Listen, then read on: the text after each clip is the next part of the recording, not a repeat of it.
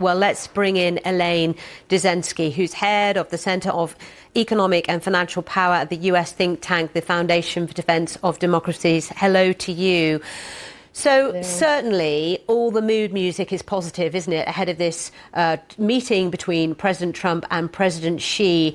Do you think this framework is solid and in place?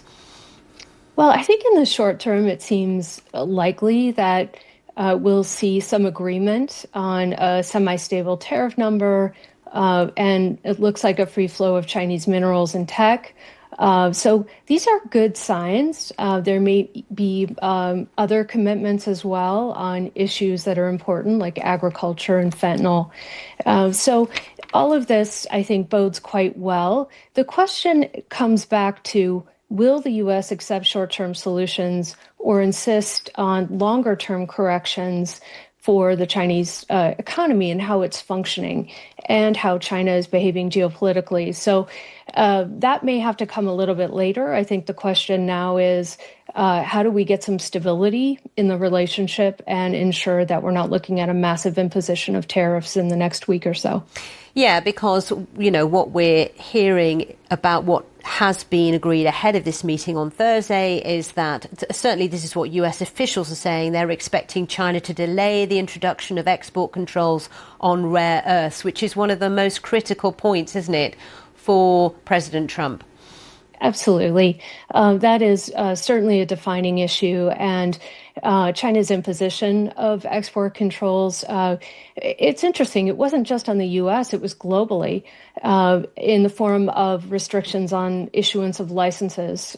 This is a big deal for U.S. industrial activity, and actually it's a big deal for Europe as well, and other regions where rare earths play such a critical role. So it was an interesting move. It was a big move on the part of China to impose something like that.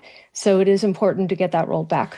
Now, of course, as ever with these deals done and agreements signed off, we need to get the detail, to dig into it, to see to what extent it really does benefit the US or Vietnam or Malaysia or wherever, and also the companies within those. I've talked to a lot of CEOs of US companies who've been so adversely impacted by these tariffs, where they get their goods made in Vietnam, for example.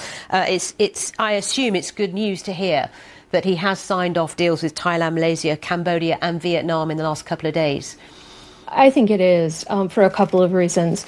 First of all, I think it sends a message of strength to be able to have these other deals in the region. These are neighbors of China. So the U.S. Being able to show progress across these other economies that are very important to the U.S., but where there's also a risk, where we face the potential of transshipment of goods out of China coming through Malaysia, for example. We don't want that kind of risk. I think the administration has been very clear about that. So being able to get these deals in place where there are provisions for investment review, for export control, these are the kinds of provisions that are actually necessary to make sure that that the deals are going to hold. Okay. Elaine Dezenski, thank you so much for talking us through some of these latest developments.